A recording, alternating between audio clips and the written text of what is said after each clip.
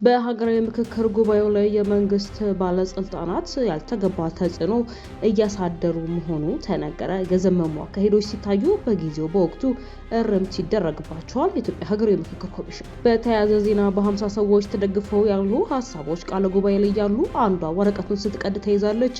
ስትጠየቅ ቅደጂ ተብዬ ነው ብላለች። የምክክሩ ተሳታፊ ቃለ ጉባኤ ያዦቹ ሆኖ ሌሎች እንደዚህ ያድርጉ ተብለ ነው ይህንን የሰራ ነው የሚሉ ከሆነ እጅግ በጣም ልክ አይደለም ሲሉ ፕሮፌሰር መስፍን አርአያ ተናግረዋል። ጠቅላይ ሚኒስትር ዶክተር አብይ አህመድ ጠላት ሲሉ የጠሩት ነገር ግን በስም ያልጠቀሱት ኃይል የባህር ዳር አየር ማረፊያ ተርሚናልን በግጭት ወቅት ጉዳት እንዳደረሰበት ገለጹ። የቮይስ ኦፍ ኢትዮጵያን ቤተሰቦች ሰብስክራይብ ማድረጋችሁን እያስታወስናችሁ በዝርዝር ወደምንመለከታቸው ጉዳዮች እናልፋለን።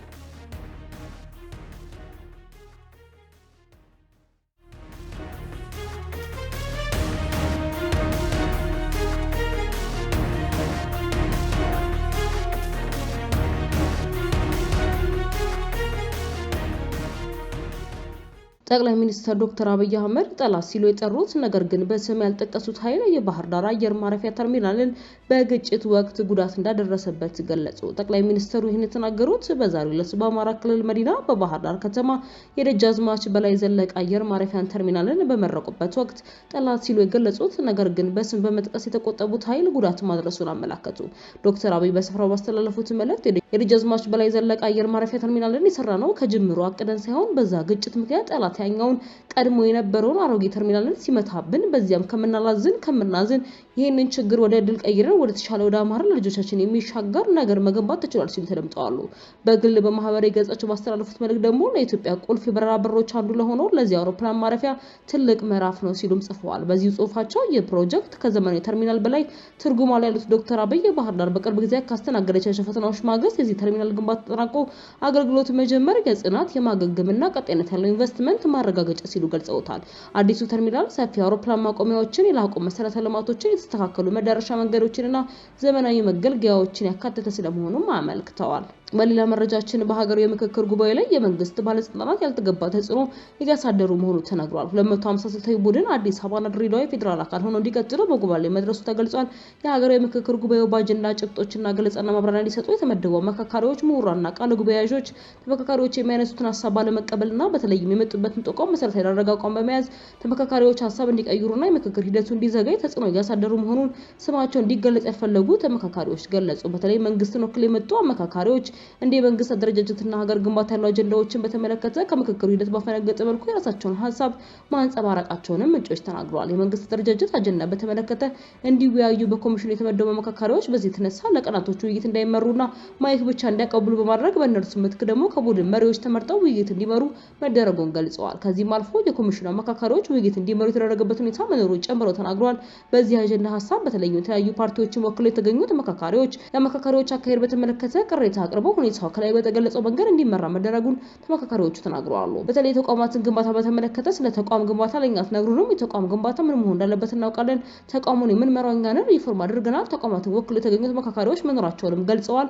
በዚህ ምክንያት ተቆጥተው ውይይት ጥለው የወጡ ተመካካሪዎች እንደነበሩም አክለዋል። አመካካሪዎች በሙስናና መልካም አስተዳደር አጀንዳ ስር ንዑስ አጀንዳ ሆነው በሙስና ጉዳዮች በአንዳንድ ቡድኖች ከስምምነት እንዳይደረስና ለውይይት በተያዘለት ጊዜ እንዳይጠናቀቅ ማድረጋቸውንም ጠቁመዋል። በዚህ ምክንያት ሀሳብ ተዘግቶ ከመግባባት ለመድረስ እስከረቡ ሐምሌ 29 ድረስ ውይይት እንዲቀጥል ማስገደዱንም ባስረድተው ነበር።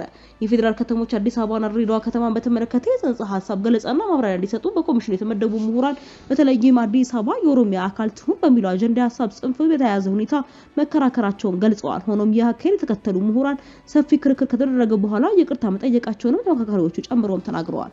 በመሆኑም እንዲያሉ ድርጊቶች አስፈላጊ እንዳልሆኑ የምክክሩም ዓላማ ይህ እንዳልሆነ የገለጹት የመረጃዎቹ ምንጮች ያሉ ተቋማት ብቁ ነፃና ገለልተኛ ሆነው የማይሰሩና የሚቀርቡ ጥያቄዎችን መፍታት ከፍተኛ ችግሮች ስላሉባቸው ውሃው እንዳይደርቅና አሳውም እንዳይሞት መታረምና መስተካከል እንዳለባቸው በአጽንኦት አሳስበዋል።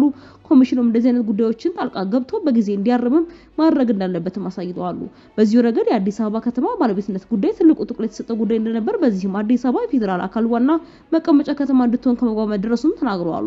ከአዲስ አበባ በተጨማሪ ሌሎች የፌዴራል ከተሞች እንዲኖሩ ሰፊ ምክረ ሀሳብ መቅረቡንም በተለይም ለዚህም ደቡብ አፍሪካ እንደ ምሳሌ መቅረቧን ተናግረዋል። አዲስ አበባ ከተማ የራሷ የሆነ ጠቅላይ ፍርድ ቤት፣ የተጠናከረ የፖሊስ ኮሚሽን እንዲኖራትና በከተማ ውስጥ የሚሰየሙ የሰፈር ስሞች የሀገር አንድነትንና የሁሉንም ማህበረሰብ ውክልና እንዲኖራቸው ከመግባባት መደረሱን ተናግረዋል። የፌዴራል የሥራ ቋንቋ የሆነው አማርኛ ቋንቋ የአዲስ አበባ የሥራ ቋንቋ ሆኖ እንዲቀጥል ከመግባባት መደረሱን ተናግረዋል። ሆኖም አማርኛ፣ ኦሮምኛና ትግርኛ፣ አፋርኛ፣ ሶማሊኛ የፌዴራል የሥራ ቋንቋ ከሆኑ ከአዲስ አበባ እንዲሆን ሐሳብ መኖሩንም ጠቁመዋል።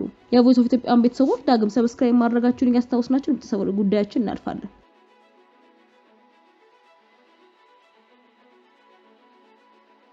በተያያዘ ዜና በ50ዎቹ ሰዎች ተደግፈው ያሉ ሐሳቦች ቃለ ጉባኤ ላይ ያሉ አንዷ ወረቀቱን ስትቀድ ተይዛለች። ስትጠየቅ ረጂ ብሎኝ ነው ብላለች። የምክክሩ ኮሚሽን ተሳታፊዎች በምክክሩ ተሳታፊዎች የሚያነሳቸውን ሐሳቦች የሚያድበሰብሱ ቃለ ጉባኤ ላይ ሰፈራ ሐሳብ የቀደዱ አካላት እንዳሉ አመካካሪዎችና ቃለ ጉባኤ ያዦች ከስራ ድርሻቸው ውጪ በተሳታፊዎች ሐሳብና ጫና ሲያደርጉ መስተዋሉን ተሳታፊዎች ሲገልጹ ኮሚሽኑ አንዳንድ የስነ ምግባር ጉድለቶች ማስተዋሉን አሳወቀ። አስተባባሪዋ ምክረ ሐሳብ የያዘውን የወረቀት ክፍል ለምን እንደቀደደ ስትጠየቅ ቀደጂ ብሎኝ ነው በሚል ሌላ አካል ጫና እንደደረገባት መናገሯን ገልጸው ቀደጂ ያላት ተልዕኮ ካላቸው የአማራ ክልል ወኪሎች አንዱ ሲሆን ይህንን ክሳችንን እያቀረብን ነው፣ የከታዩ ግድፈቶች ዋነኛው ነው፣ ለኮሚሽኑም ቀርቧል ያሉ ተጨቁነናል የሚሉ ህዝቦች ጫና እንደሚደረግባቸው አስረድተዋል። ለምሳሌ በቡድን 6 ላይ መሪ ለመሆንና እስከ መጨረሻ ሐሳቦችን ለመደፍጠጥ እድል ካለ ለመሞከር በየቡድኑ ተመርጠው ከመጡ 3 የአማራ ክልል የቢሮ ኃላፊዎች አሉ። አላማቸው የሆነ ቦታ ተጠላጥለው አማራ ክልል ላይ ችግር አለ ብለው የሚያነሱትን ለመደፍጠጥ ሐሳቦችን ለማስቀረብ ነው ሲሉ ሞክሰዋል። በመንግስት የተሾሙ ባለስልጣናትና የገዢው ፓርቲ አባል የሆኑት ይህንን ስራ ያስተባበሩ የስም መብት እንዲደፈጠጥ ስራ እየሰሩ ያሉት በመንግስት ደረጃ የመጡ ሰዎች ስጋት ፈጥረውብናል።